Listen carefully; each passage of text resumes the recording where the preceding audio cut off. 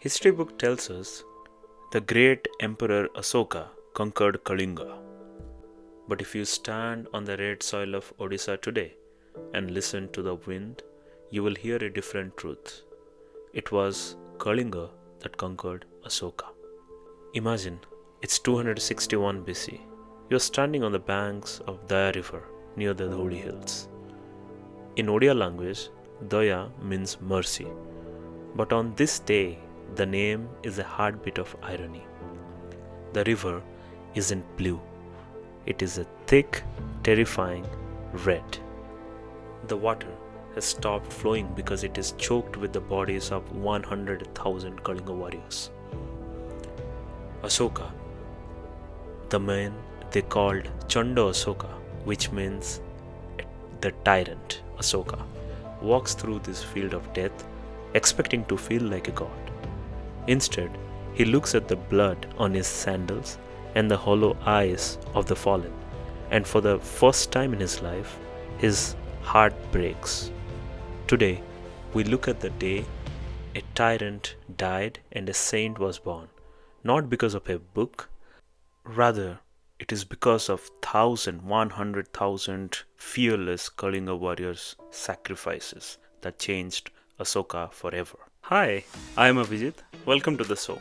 This podcast is my way of bringing Odisha to the world, a beautiful, underrated state of India that deserves far more attention than it gets.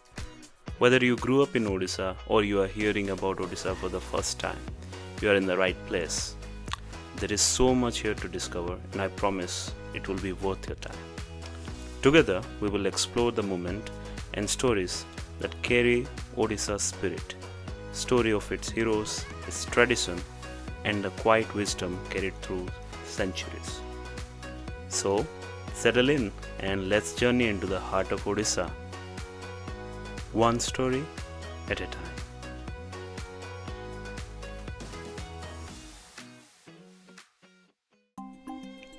If you missed our last episode where we discussed the incredible maritime wealth and the rise of Kalinga, I highly recommend you to go back and watch that first. It explains why this land was so precious and why its loss was so devastating. Today, we walk about the greatest legacy of this land, the transformation of an empire. Many people think Ashoka brought Buddhism to this region. But the truth is more powerful. The deep spiritual roots and the ultimate sacrifice of Kalinga people were what finally brought Ashoka to Buddhism. Kalinga was a land of sailors and thinkers. More importantly, Buddhism was already blooming here. Long before the war, the people of this coast were already practicing the middle path of the Buddha. Ashoka wasn't just invading a territory, he was invading a civilization that valued life over power. Every household in Kalinga became a fortress, not just because they hated Ashoka, but because they loved their freedom. They knew they were outnumbered by an army of 600,000, but they chose to stand their ground. This wasn't just a battle of swords, it was a battle of souls.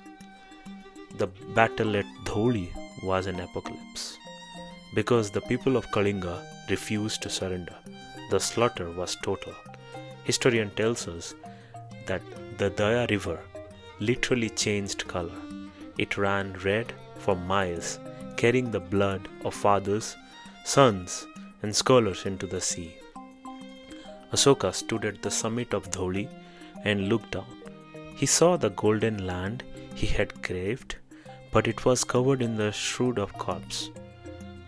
There is an emotional legend that he saw a monk sitting calmly amidst the carnage, or perhaps it was the sight of a mother weeping over a headless body that did it.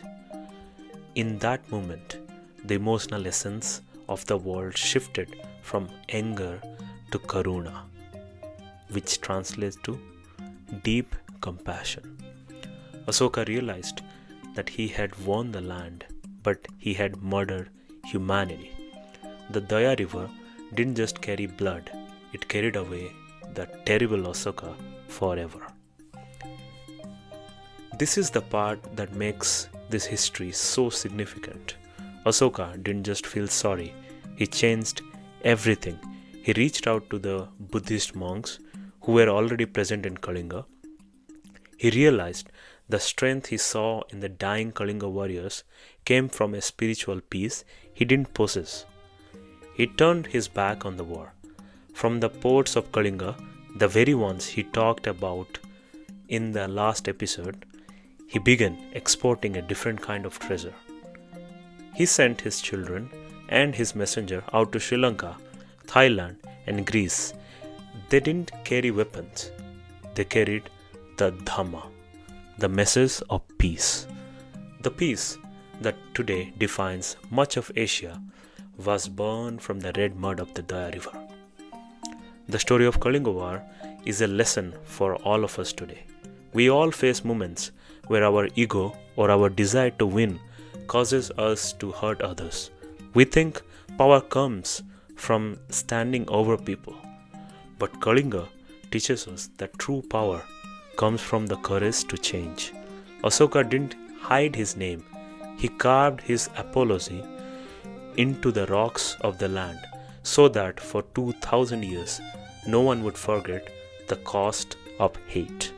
It reminds us that even from the bloodiest ground, the most beautiful lotus of peace can grow. You are not defined by your mistakes.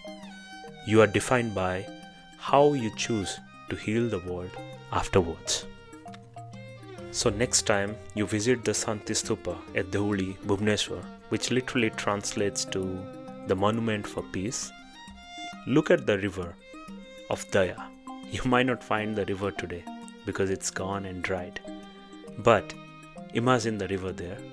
It sends you a clear and peaceful message. It stands as a witness to the day a tyrant was tamed by the spirit of a land that refused to break. Thank you very much for walking through history with me. If you like this story, please share it. Please also like and subscribe to the channel and rate the show. Let the world know the peace started here in Kalinga. And I will see you next time.